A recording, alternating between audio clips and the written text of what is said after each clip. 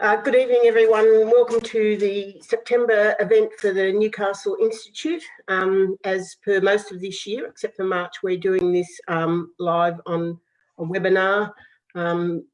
Newcastle Institute members can view this on Zoom via invitation. It's also streaming live on Facebook. The Newcastle Institute has been going for many years now.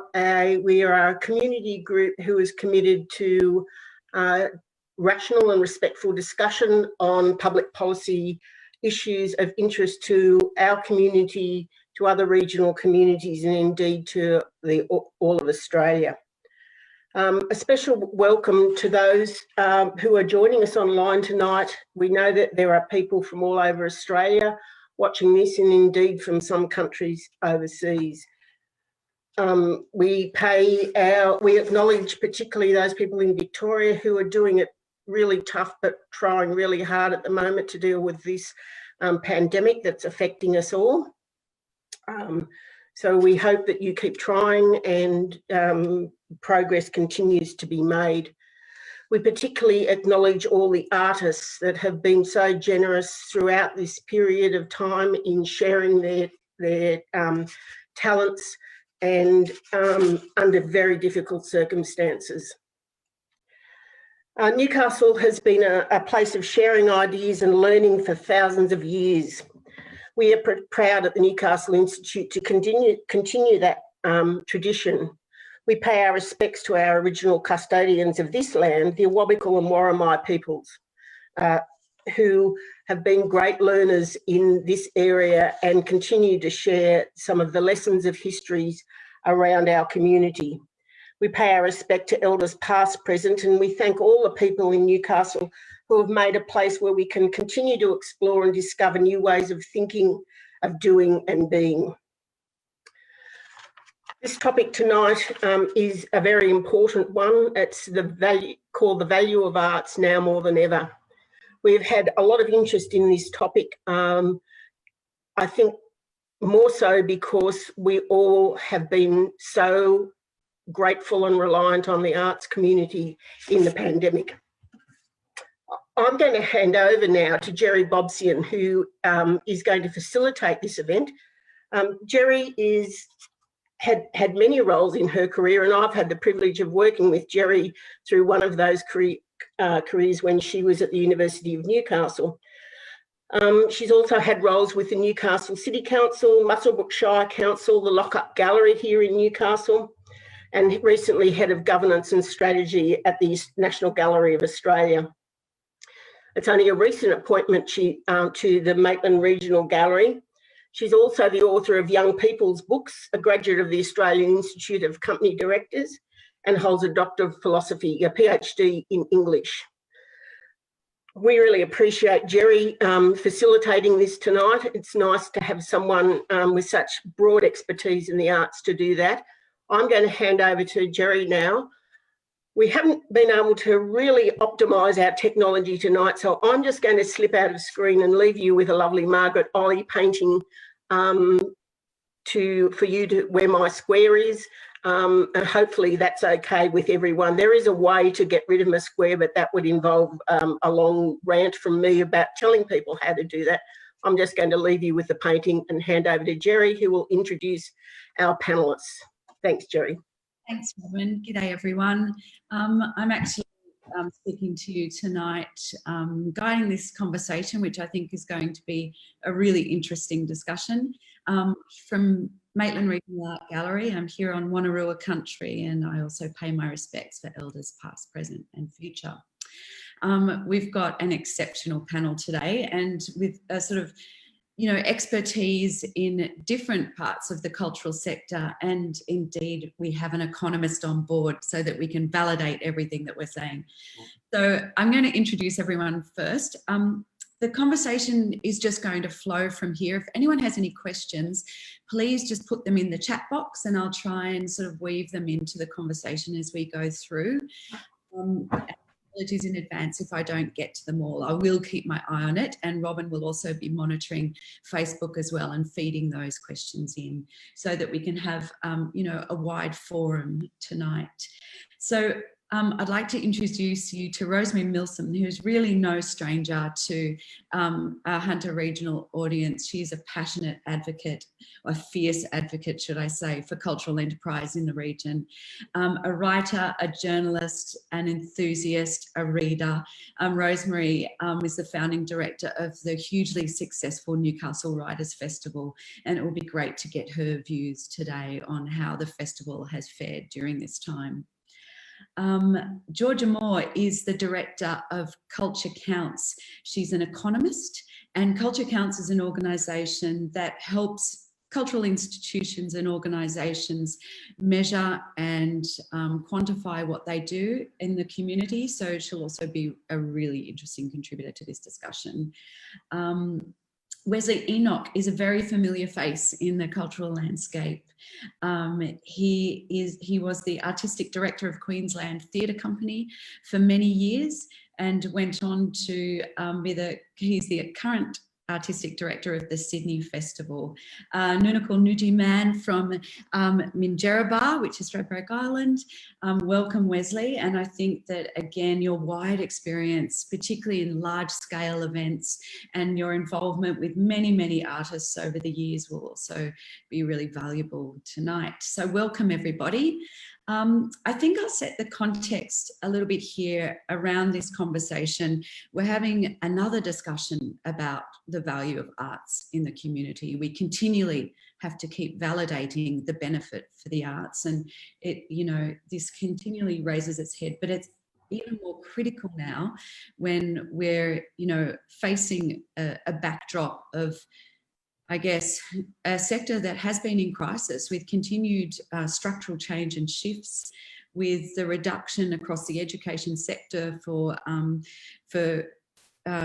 creative education, particularly in the higher education sector, and also with, this compounding impact of COVID on some institutions has really demonstrated a vulnerability. And so I think that the first question I'd like to ask will go to Georgia. And, I think that I'd like to explore why the arts is overlooked continually as a serious economic contender. Why is the data, which we have, not enough? And what will it take to really convince people otherwise? Thank you, Jerry. Look, it's a really great question to start with, and it's something that has been a very ongoing source of frustration to me over the years. And it's really the reason that we started our company, Culture Count, so that we could give a voice to the sector and to help them to measure and communicate that value that they generate. I actually think that the economic argument is starting to resonate reasonably well. And that is probably because it has been reiterated 1,000 times since 2015, when there was the first kind of major funding cuts to Australia Council. So people are starting to talk a bit more about the 600,000 jobs that the creative sector occupies, the $112 billion that it contributes to the Australian GDP, the fast-growing nature of the sector pre-COVID times, obviously, and also the important role that it plays in innovation and generating these kind of knowledge base and export-oriented outputs for Australia. So, it's a really important argument that we should keep reiterating, we should keep reinforcing. And there is actually quite a bit of data on these topics. And it's data that has been collected quite consistently, and it's big data, and it's been collected through reputable sources like the ABS. So it does resonate quite well with the funders. But I think that the economics is such a small part of what really matters about the arts. And if we focus too much on just those figures, then we really do ourselves a disservice. And I think, we're missing a lot of what really matters about the valuable impact that the arts plays. Like I have the pleasure of being able to work continuously with wonderful cultural organisations that work with marginalised communities, that work with people with disability, that work with youth. And every day they show such amazing creativity, such innovation, such rigour in everything they do, and play such a profound and important role in the lives of people. I'm going to share my screen quickly, and I'm going to bring up just a set of anecdotes that describe some of this amazing impact that the arts has on people's lives. So this was shared with Melbourne Theatre Company. And I think it paints a really good picture of some of those impacts of the arts. And while we have a look at that, I just like to really say that the important thing for us as a sector is to realise that while anecdotes are wonderful, we don't just have to rely on them. We don't just have to rely on our intuition to share these really important impacts that we generate. So, you know, this is where I think the arts has really struggled over time to show that holistic value story in a way that resonates with the funders. Because the funders, unfortunately, don't always care about anecdotes. They care about the big data, they care about the rigor, they care about linking these outcomes back to the budget bottom line. And that is actually something that we can do as a sector, but we just have to define and we have to agree on what these outcomes are. So, you know, the important role that we play in social cohesion, the important role that we play in stimulating creativity amongst youth, the role we play in improving quality of life and mental well-being. So once we define those things, we can then start to actually collect them in a way that is consistent and comprehensive and rigorous, so that when we get to the point that we need the support of funders, we actually have that evidence base, a sector-wide big data evidence base at our fingertips that will actually resonate with the people that make those funding decisions. And I want to just move on to this slide quickly, and I'll finish with this point, but this is some data that has been collected in culture counts over the last 8 or so years. And you can see in the end count that these are the numbers of survey responses. So in some of these dimensions, these outcome dimensions have over 100,000 responses. And they do show some really important impacts of the arts across cultural, social, civic, economic, and place or environmental outcome areas. And you know, you can see these huge numbers of people that are agreeing with these outcomes as a result of their arts experiences. So it's not actually difficult to collect this sort of data, but the important thing is that we do it as a sector so that we do have it in aggregate form, so that we can advocate for the role that we play. So Wesley, can I go to you? Do you think that there is, I had a conversation recently with an artist who, you know, we asked her for an educational resource for a video, why she makes art. And it was Nell, the visual artist Nell. And she said, I keep getting asked this question. I'm sure, you know, other people don't get asked why they, you know, are a maths teacher and her response was really interesting. And she said, I make art because it's essential. It's essential to me. It's essential to people in the community, and it's mysterious. For her, art is essential and mysterious. And I thought that this is one of the things that we used to hear when the arts were funded to a significant level, where there was a lot of sort of big aspirations around the role of culture in community. And so I think those times may have passed, and it would be, you know, invigorating to see them come back. And so I'm interested to hear what you think, you know, what is the value to you of culture? What does that actually mean? Thanks, Jerry. And I say, like, George's figures are extraordinary, and culture counts and a lot of the work they do, it's how it actually talks about that audience. But the challenge, I think, and as Georgia points out, is not just to rely on the figures, but to rely on the narratives that go along with the figures. They go hand in hand in many ways. And if we go back to the 1970s, when funding for the arts really became more organised, especially with the Australia Council and different state bodies, purpose to the arts as well. It was about reflecting our society, about being an Australian company. Oh, sorry, I might be freezing there a bit. But this idea of going how we as a country could see ourselves on our screens, on our stages, in our books, in our visual arts, in our galleries, and really organising that kind of sense of funding because we had purpose. And in many ways, as the country into, you know, of economic reform through that Hawke-Keating years, there was a sense of saying, okay, how are we the economic engine?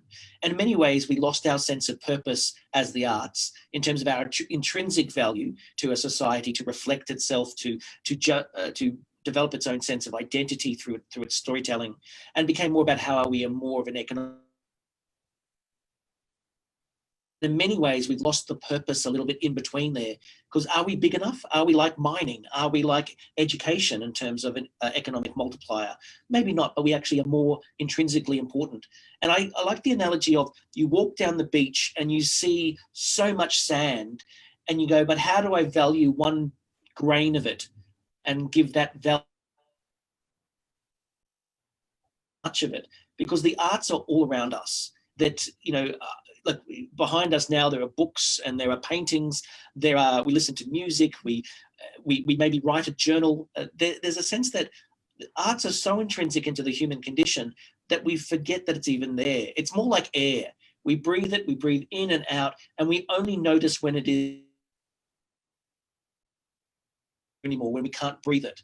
And for me, this notion of it's not just the idea that it's a good thing to have because it can generate more economic activity. It's actually a sense of how do we build a community through shared opportunities, shared experiences, to sit in a theatre, to see a moment of beauty, to engage with kind of creativity and our imagination through reading a book. And then the next side of it for me is that the instrumental value of the arts, which are about the ability to use art as a healing mechanism for a society. And because I work in a lot of First Nations environments, this idea of if you can tell the story of an oppressed people, you stop oppressing them. You know, if you understand of Aboriginal Australia, you understand what the roadmap out of that oppression could be.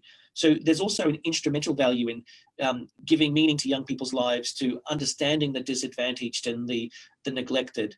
And there's a sense that often our funders, as Georgia was saying, our funders, but in many ways, I'd like to say those funders are in fact our representatives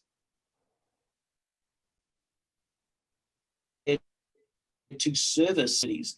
How do they understand how we engage with the arts as a society every day? So for me, there's, yes, the intrinsic value of the arts, there's the instrumental value, and there's the economic value. And the more we put all those narratives together, the more I think that our decision makers, our policy makers, the society and our...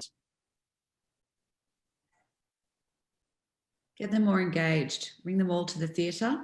Well, and give them stories. I mean, when you talk to a politician, when you can get the right story to them, where they go, right, I can now repeat this story to a colleague, to my repeat this story at a policy meeting, because an emotional connection to the arts. And that's what's really important too. I have to say, Wesley, I do find it exhausting, the process of constantly feeling like we have to justify ourselves. That you know, on all these levels, we always have to have that narrative, that dialogue we pluck from the air if we're in a situation where someone doesn't really understand the arts or engage with the arts. And you know, you have those little reliable tidbits and stats and meaningful statements. And I feel like that's demanded of people who work in the arts or who are artists far more than it is of other sectors and other industries. I agree, and I think that's a thing that of the beach full of sand. You say to someone, a politician, you say, imagine a world where you never read a book, never watch a television, never see another film, never listen to music on your radio or on your CD player or your download music. Imagine a world where that's not even possible. That's where you are talking about, where the arts are no longer there. You can... We are as humans, we crave that sense of expression and connection that the arts bring. But I think that the idea of justification, my connection, I'm in the middle of Sydney, so therefore the NBN doesn't work. How's that for you? But that idea of going, how do we say, it's all prophecy, because we keep having to negotiate and give examples of why we should exist. It almost prompts the question, why should we support you? Oh, this is why. Oh, you tell us, give us more reasons, and you open up more doubt in many ways. When I like to say, just look around you. Art's all around you. Don't ask us. You open up more doubt in many ways. can you live in a world without it? I think that COVID really has brought that into, very much the forefront, where it's been, fueling content, has been sort of letting people, cope, be inspired, start making their own work during this time. So I think that COVID has given us the opportunity to actually reveal, the extent of art that is all around us, that we live and breathe every day, Wesley. Rosemary, do you agree with that? And how have you found, I guess, the role of the arts over the last few months for you? And what value do you think it has for the community, particularly a regional community? Well, I think for a regional community, it's important that we tell our own stories. So local artists are pivotal to that. And when we have our own stories in regional Australia, we have our own history. And, having artists within the communities engaging with these communities is essential. I mean, someone in Sydney or Toowoomba or Darwin isn't going to reflect the Hunters' history and who we are. And I think that that's really important. The arts has been pivotal, and I've relished the opportunity to watch incredible international content from the luxury of my my laptop, and it's been an amazing journey going from live experience and live events, which I love and relish, and I am missing it, but it's opened up opportunities, and the accessibility of digital programming is incredible, and it's provided a range of opportunities for people who may not have ordinarily been able to travel to Newcastle to the Writers' Festival, travel to Sydney, or travel to Edinburgh to the Edinburgh Literary Festival, which just went online and was incredible. 150 events, incredible authors from around the world, all free. The time difference was a bit of an issue, but all that material is available now online. You can watch at your convenience. I've relied on the arts. I mean, I've read. When we were in really serious lockdown, I mean, I just plowed through books. I always do ordinarily, but I was able to, I was doing 3-4 books a week, and the kids have engaged. It's been really difficult if you've homeschooled, which on top of everything else was really challenging, but the kids have been engaging with film and books. And I look at that and I think, how could you be a child in lockdown and not have the arts? How could you? I mean, it's integrated into all of their learning material online. And when we needed a break, there was music, there was painting on the back deck. It was important for the kids to have that outlet. So I think it's been imperative to so many people, and all the research backs that up. The Australia Council's been doing audience monitoring, 15,500 survey respondents. And the stats reinforce us. 76% are engaging with online cultural and arts content during COVID. So I think that, I like Leslie, I imagine just removing everything that's arts generated from your life, the books, the film, the music, the beautiful pottery bowl that you got for your 40th birthday that you use when you have a salad, just take all of that out of your life, and it's quite bleak. Yeah, and I think this period has given people a chance to slow down a little and reconnect with things like creativity that they may not have, done for a long time in their life. And it has been encouraging that there's been some really interesting innovations that have come out of this period from different art forms. For one example that we've looked at is the WA Opera offering virtual singing classes. And with it for an art form that has sort of found it difficult to attract new people to the opera, you see stats about 87% of people who participated in this had never been to an opera before, or 38% had never done singing classes before. And some of the outcomes that were generated were that they felt welcome and included. They felt it had a positive impact on their health and their mental well-being. They did something that they didn't know they were capable of. And during a time of isolation and stress, those outcomes are hugely important. I think also that it's a low risk, easy to enter kind of environment as well. It was interesting looking at some of the the live streaming results from the Opera House, the Sydney Opera House, where a huge spike, and then it fell off very quickly. Like after about 2 weeks, the number of people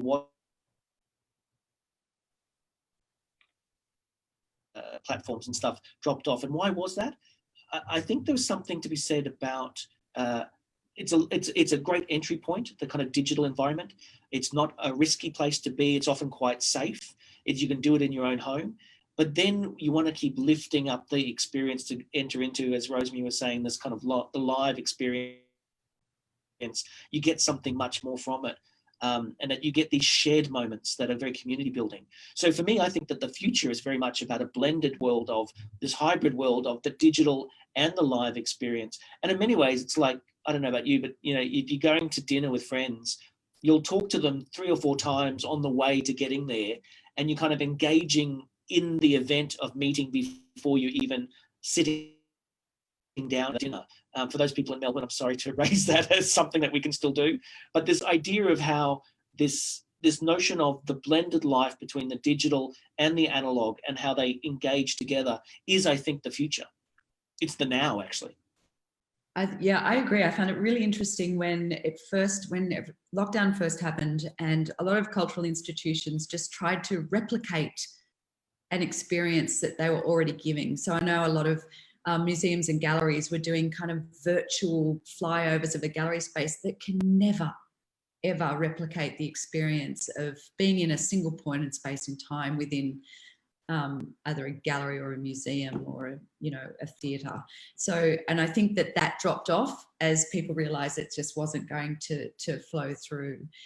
Now we see a lot of beautiful collaborative works that have happened, digitally during COVID. All of the innovation, Georgia, that's happened over the last few months for artists and for cultural organisations.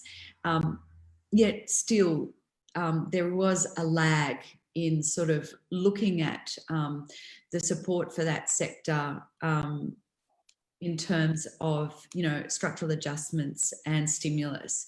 So, how do we then catch up? How does the sector catch up? Will some organisations not make it through? Be really interested to hear about, Wesley, from you about the impact on the Sydney Festival and what's going on in the future, and for Rosemary, how things have changed so dramatically for your festival as well, and the impact it's had, and what you're thinking about doing in the future. Just to say, I think that there are multiple layers of this conversation. Like the large organisations are in a very different kettle of fish. They are exposed because they rely on a lot more earned income, but they're also the kind of organisations that will get the drip feed. They'll be saved from going under, from trading insolvent and all that stuff. And the very small organisations are often saved too because they're not exposed to market forces in the same way. It's the middle organisations and companies that are the most exposed, that rely on this mix of government support, ad hoc grant. They're an ad hoc grant recipient, but also some level of commercial activities, be it through sales of tickets or of objects, etc. And I think that they're the ones that are going to be overlooked. We at the Sydney Festival, sure, we've got a decrease in box office, projected decrease in box office of over $3 million, which is extraordinary in terms of what does that mean in terms of lost artists' wages and things like that. And that's mostly all box office. But we've got enough of a grant and enough of a drip feed. We've had almost $1 million less in government corporate support. Philanthropy's been up, which has been great.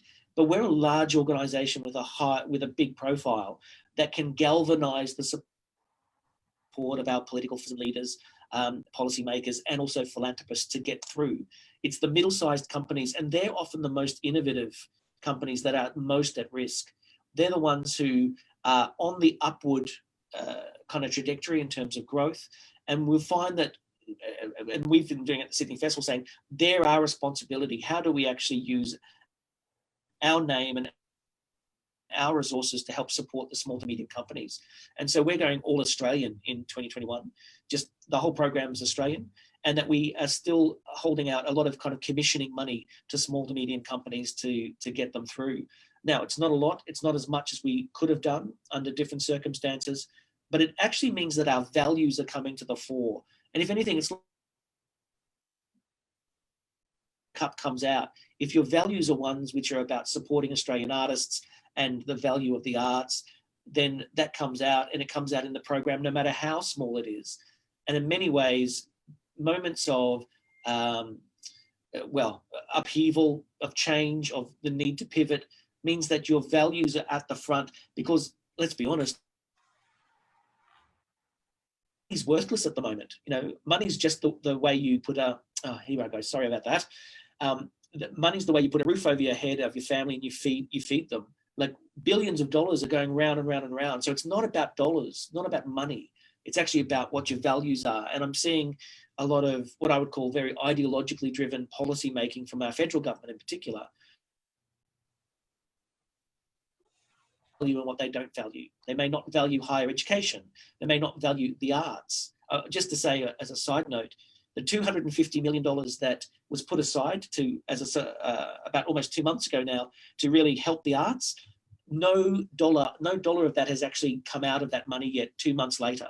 In a time when we need it the most, the government has held on to that money, not put the processes in place, which is quite disappointing. Yeah, I'll pick up on Wesley said about small to medium organisations. I think that, we were obviously blindsided in March when I had to cancel the festival. We launched the program 3 weeks before, and COVID wasn't even mentioned. No one was talking about it that night. There was a lot of excitement about the program, and then 3 weeks later, I had to cancel it, 3 weeks out from our event.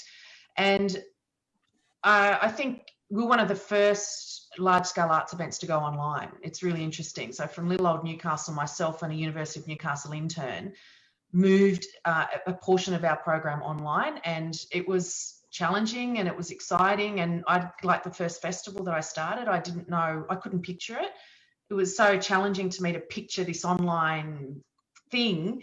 And so again, it had that level of risk, but we offered the program for free, and it was the first period of lockdown. So we had a captive audience really, and it was really successful for what it was. But I found personally it was great not having to rush around. I could watch. There was the most content I had ever watched from the combined 7 years previous. I watched more from this year's festival than in the entire 7 years previous to 2020. So I got to see sessions, and I was like a punter, and it was really amazing to have that experience. But that's not what festivals are about. Festivals are about live events, community coming together, whether it's indoors, outdoors. And I suppose the challenge for me in the past few months, and it's been very daunting, I feel like I've been in my own head and gone over scenarios, and do we do this, do we delay, do we, a million scenarios. And I think it's only really been in the last week, I think I've settled on a model for 2021, and it's kind of like rip up the old model. It's not sustainable under the conditions we're in now. So I have to plan on today's social distancing, the 4 square metre rule. I can't predict what's going to happen in 3-6 months. No one can. So in terms of the current restrictions, it's impossible to have the Writers' Festival in the way that we have traditionally had it. So, we'll move the plan is to move to more an annual program. So there'll be events, there'll be online, particularly at first. We'll roll out our primary schools program like we always do, but it'll be digital in March because we had to cancel this year's primary schools program. We didn't have time to move that online. And I feel it's a lack, there's something missing, because we have 3,000 kids who come to that, and we'll have more now on a digital program. But it's meant rethinking everything. And I don't know what elements will stay, sustain us for 2022. But next year to me is about innovation, collaboration, and just really trying to survive. But like Wesley said, staying true to our core values, which is around engaging our local community in literature and giving them the opportunity to meet writers, to be exposed to new ideas, to new work. And I think that we can still do that, but we just have to think differently. But it's been really stressful. We don't have the risk we're nimble. We don't have an office to sustain. You know, we've got a PO box. We can keep, at the moment, we can afford to keep that. But, you know, I don't have huge offices. Other writers' festivals around the city, country have had huge losses, $1 million losses from this year, from not having events. And we're nowhere near that. But it's all relative. You know, we had to let our contractors go early. There's just me holding the fort at the moment. And it's really unnerving, but I think the people who are, the organisations that are going to survive are the ones that, you know, adapt and just don't, you know, the stress that I've been under is about trying to hold on to a model that I want to hold on to because I love it and it's amazing and it's live and it brings people together. But at this point in time, we can't do that. So just try to challenge that and look at live events towards the end of next year. So in a year's time, so around September, October next year, and a smaller program, but in the meantime, roll out a whole lot of stuff, really amazing digital content.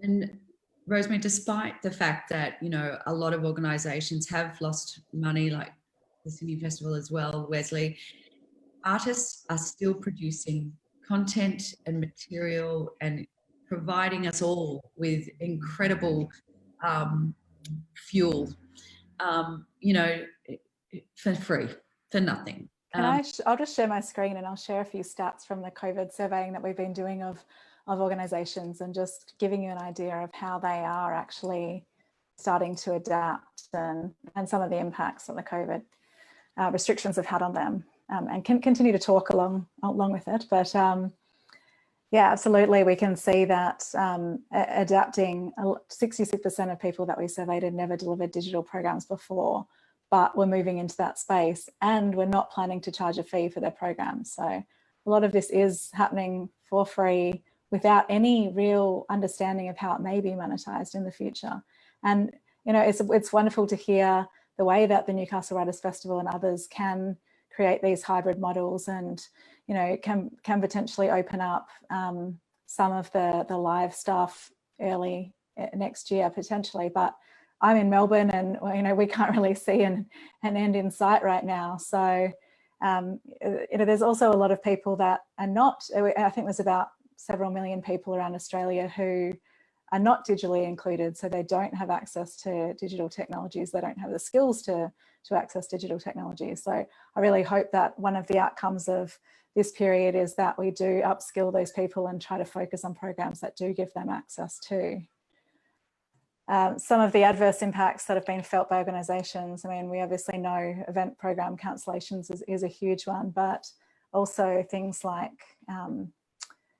lack of business development opportunities, lack of place for people to connect. I think that's a huge one when it comes to things like innovation and the sorts of role that the arts plays in that development of creativity. It really does rely on people coming together to generate those ideas and those outcomes.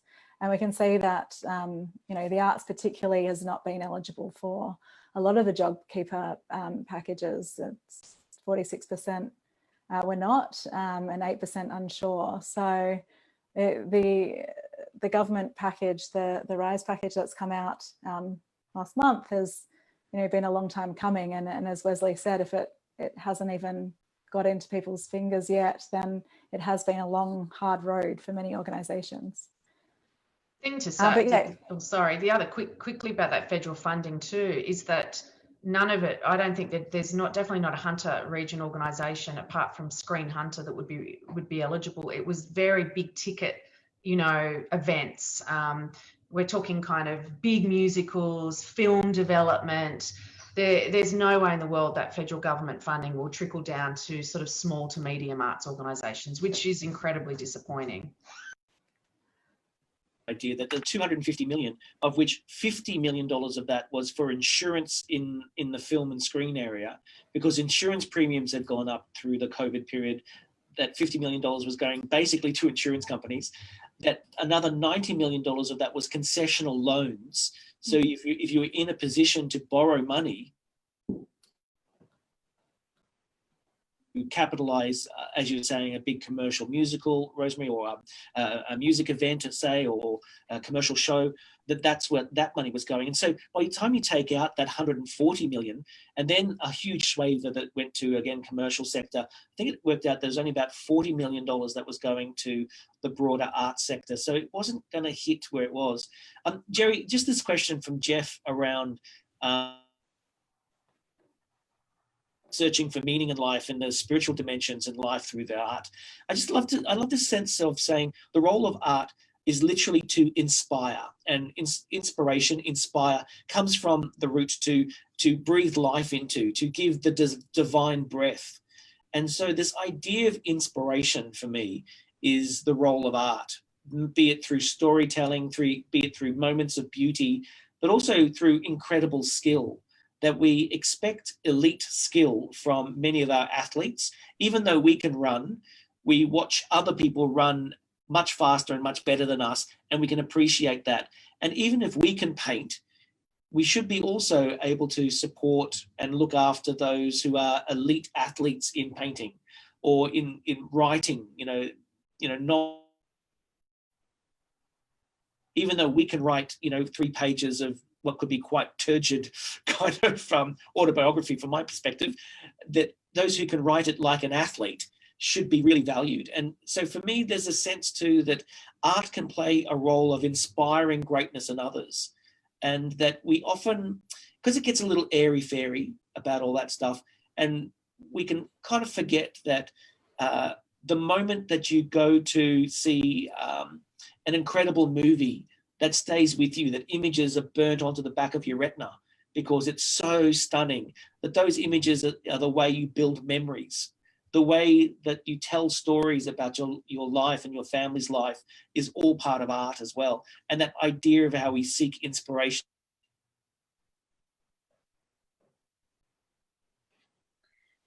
I think that that's a really fundamental question that goes to education as well.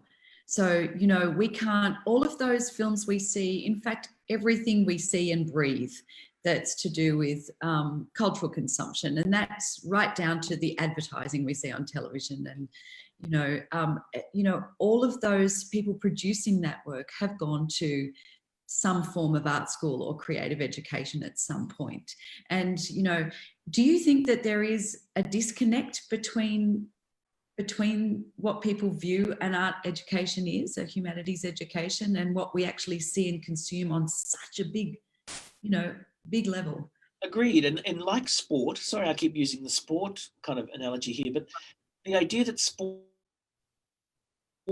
is you learn it in the backyard, you learn it at school, you learn it at a community group, you go to regional areas, state representation, represent your country, or you find yourself in a professional situation, that the pathway and the connection between the educational, the amateur, the hobbyist, and the professional is all together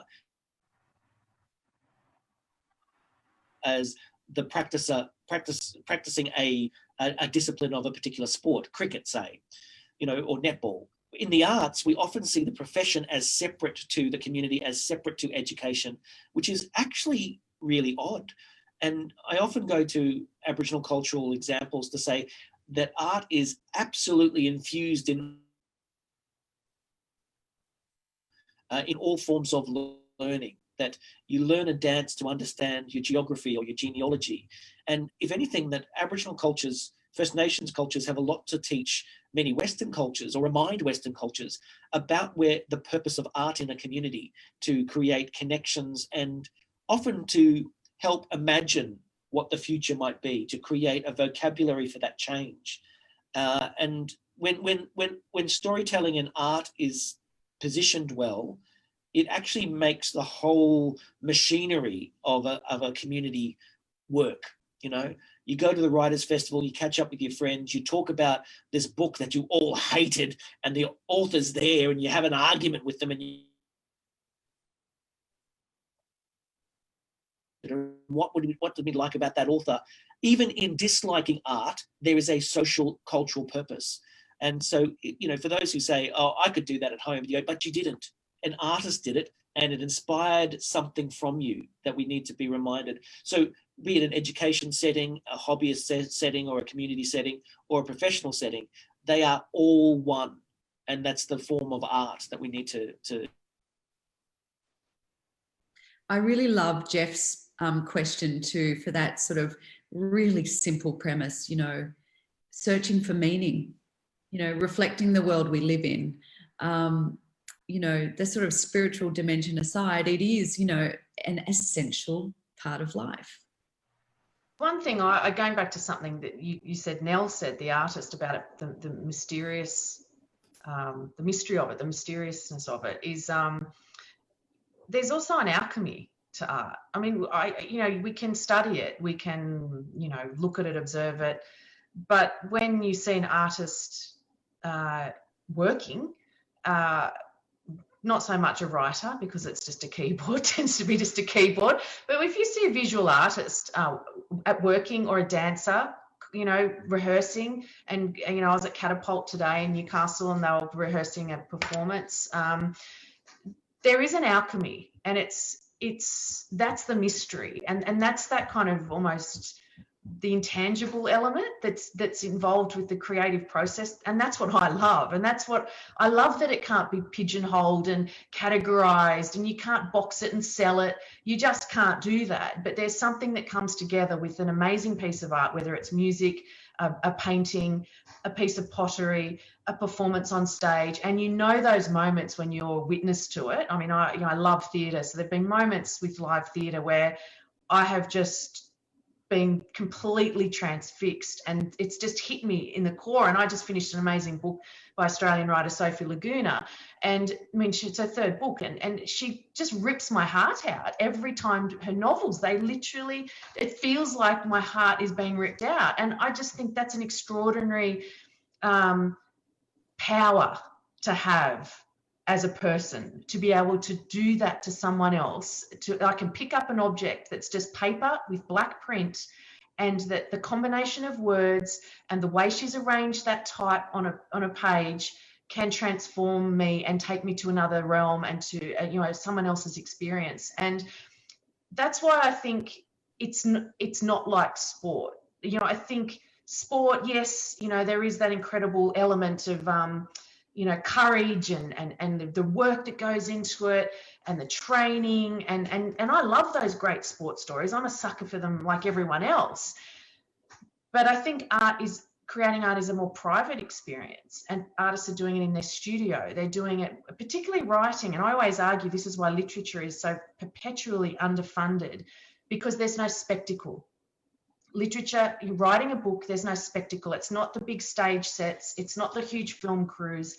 It is a person planting their backside on a chair somewhere, and with a laptop, with a computer, with a pen and paper, and creating art. And it's I think it's out of mind, out of sight. And I think that's one of the reasons that in this country, literature continues to be underfunded by all the leading arts bodies, by philanthropists, by across the board.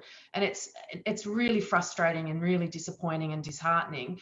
But I love that alchemy that comes with great art, and I love it because we can't define it.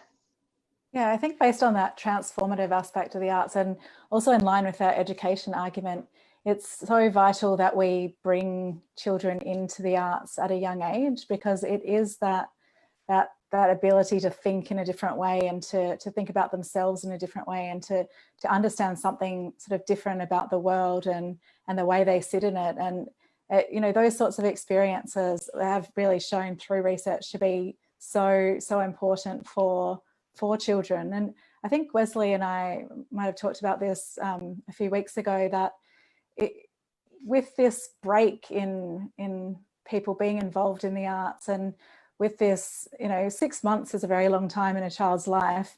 I read an article about dance schools not being able to operate, and you know, they can't really move a lot of their activities online, because particularly for young people, because they need a lot of, you know, instruction and a lot of space and so on. You know, with people taking that much of a break from the arts at a young age, will they ever pick it back up again? And if people, you know, if people going into arts professions don't see that there is a path to a career, you know, a valuable path to a career that they can see that within the next couple of years, will they abandon it and move on to something else? So, you know, this could have a huge impact for, you know, the way that people experience art, the way people grow up with art, and the arts professions as well.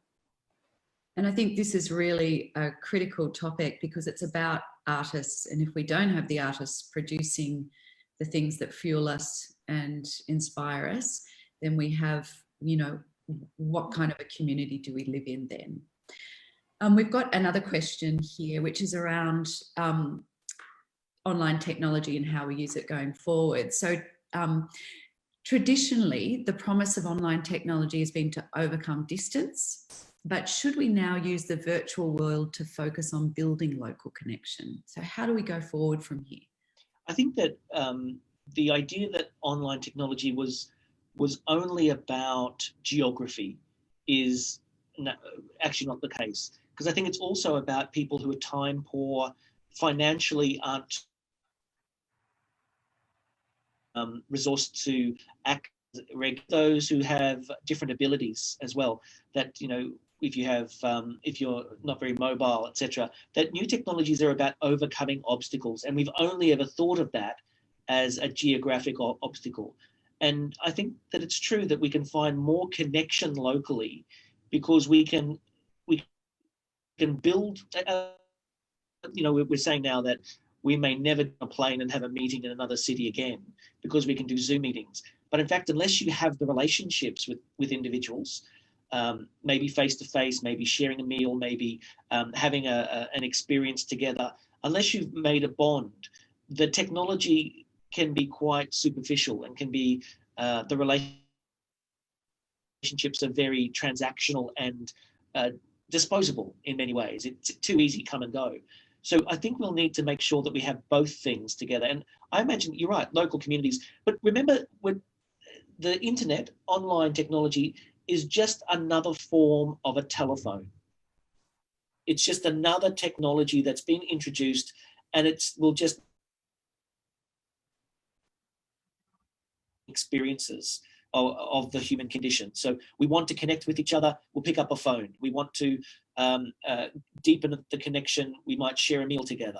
There's ways that we just find a blended experience of the online and the offline, if that's quite a term, the analog experiences. And so for me, I think that build geographic, but also cultural in terms of like-mindedness, and that there's also this idea of people who are in the same boat as you, let's say financially, that you have things in common with. And the great danger about those things too is that you then create an echo chamber of people just like you. And so what we need to do is to say the obstacles of the future about online technology means you have to always mess it up. You have to go meet someone that you never know before. You have to read a newspaper in a different way, because that's what's going to give you a new insight, a new way of seeing the world, rather than just reinforcing your own prejudices and your own views of the world. And that could be, you know, I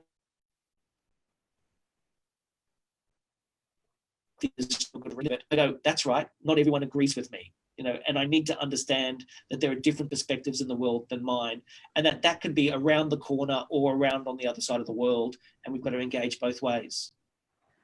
We've been working with Telstra and state libraries and libraries around Australia to evaluate their Tech Savvy Seniors program.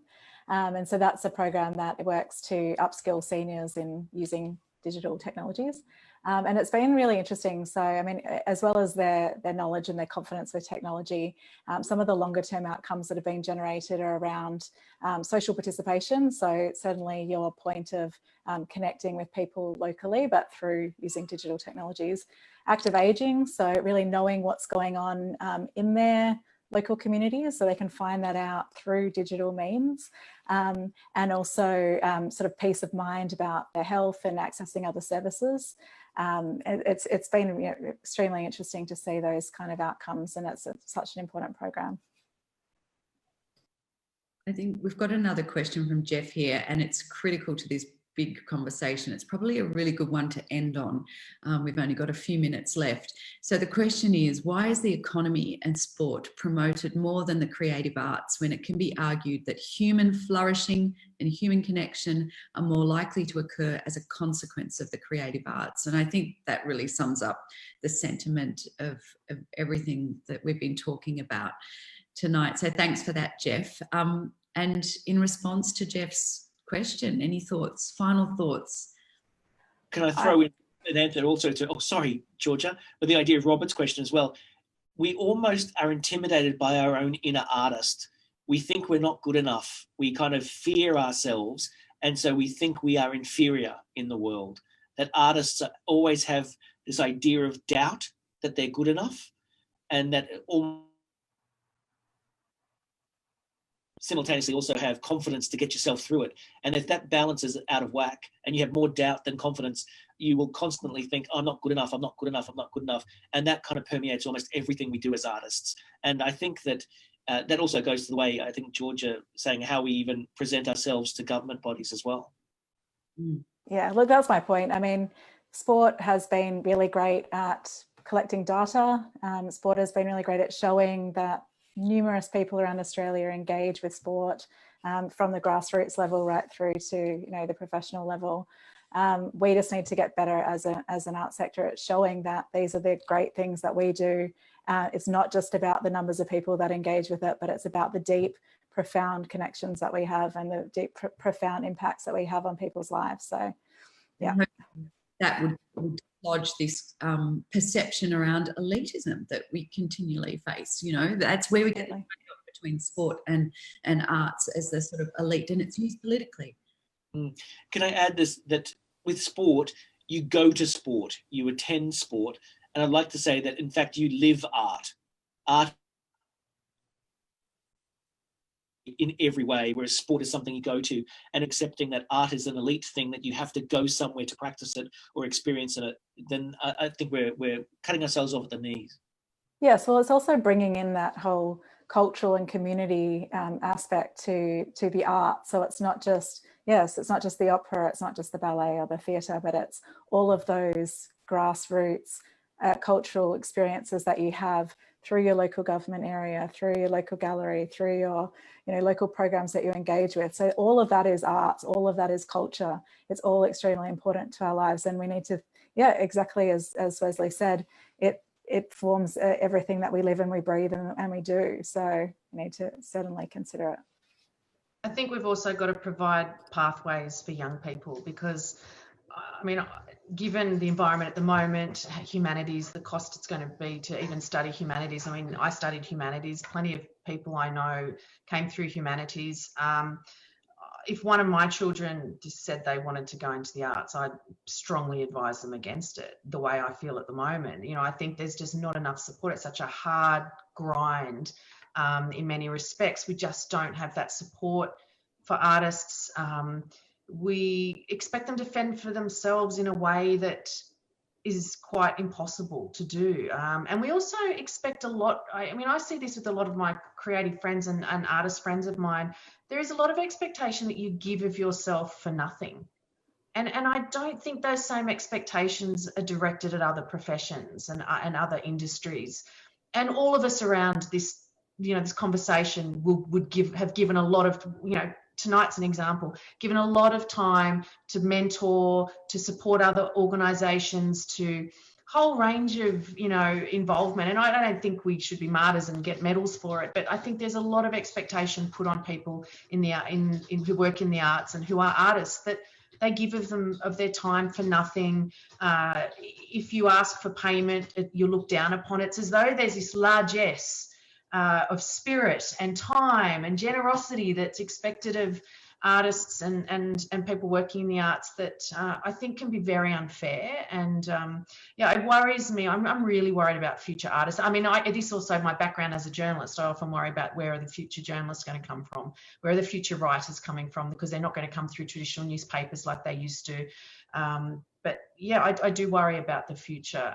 And is someone in high school going to say emphatically, I'm going to be a visual artist?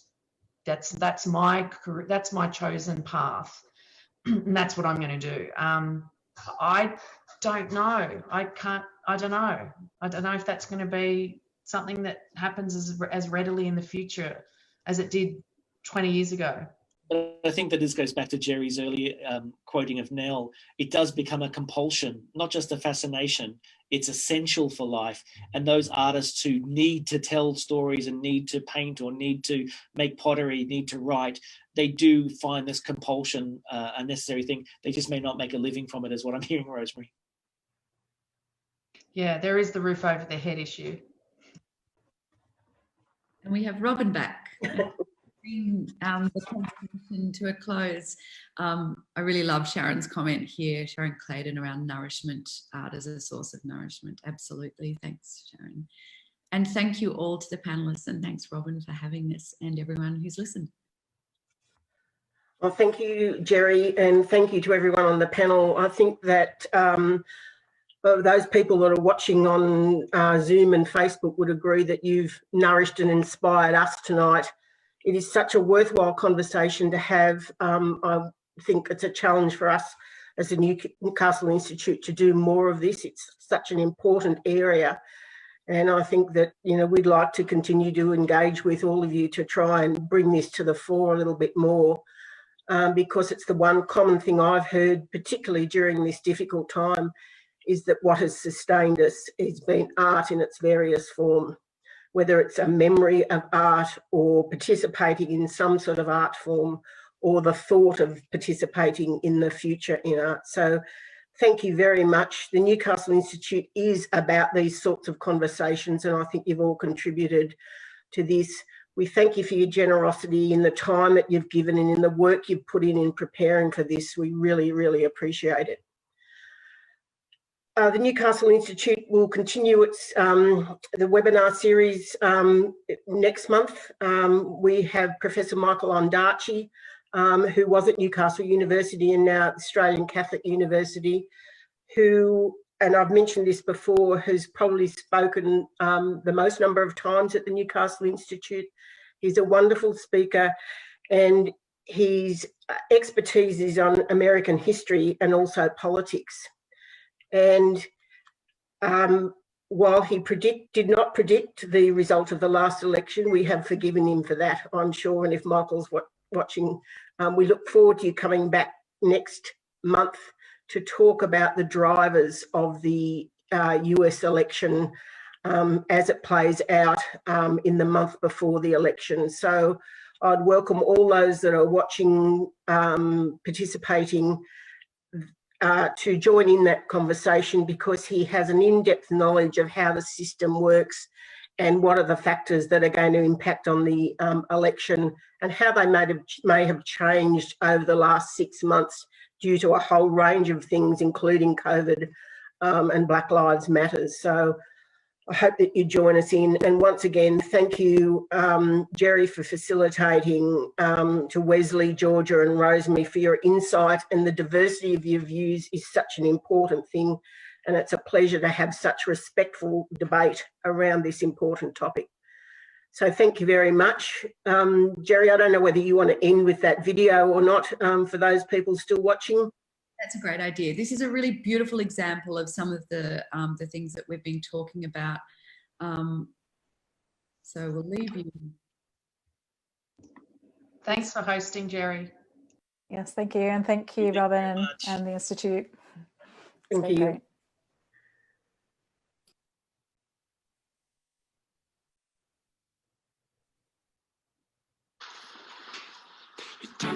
Punches of a heavyweight.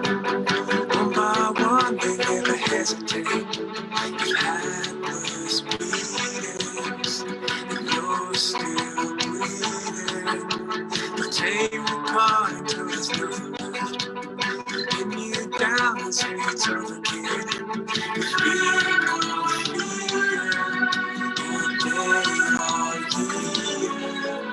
No one can make you change who you are.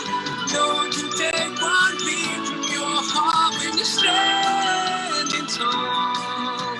You're unbreakable. No one can make you bend, you won't. No one can take your shine. You're all gold when you're standing tall. You're unbreakable. Step out of the dark into better light. Carry your scars like a badge of pride. Come so far, you know who you are. All this time we've had the riverside. So stand your ground the day that hell arrives. You're armed and ready.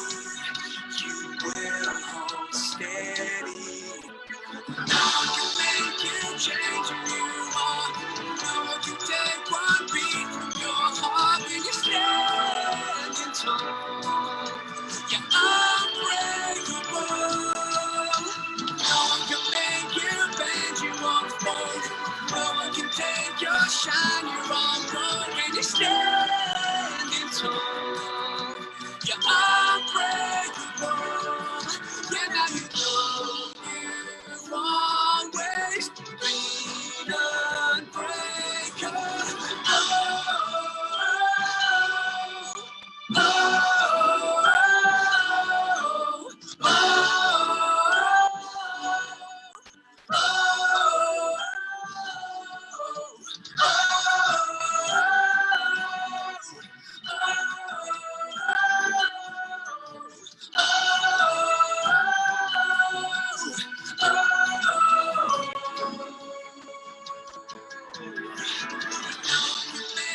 change who you are.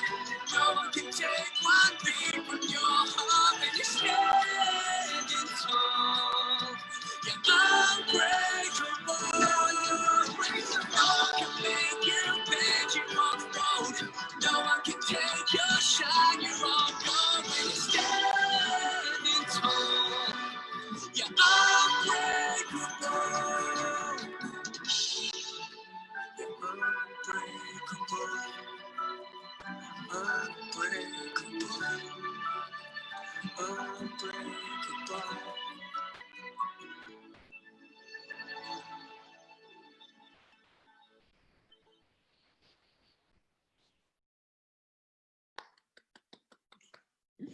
That was beautiful. Okay, thanks everybody. Thanks, Jerry. Bye, guys. Good night, everyone. Stay safe. Thank you.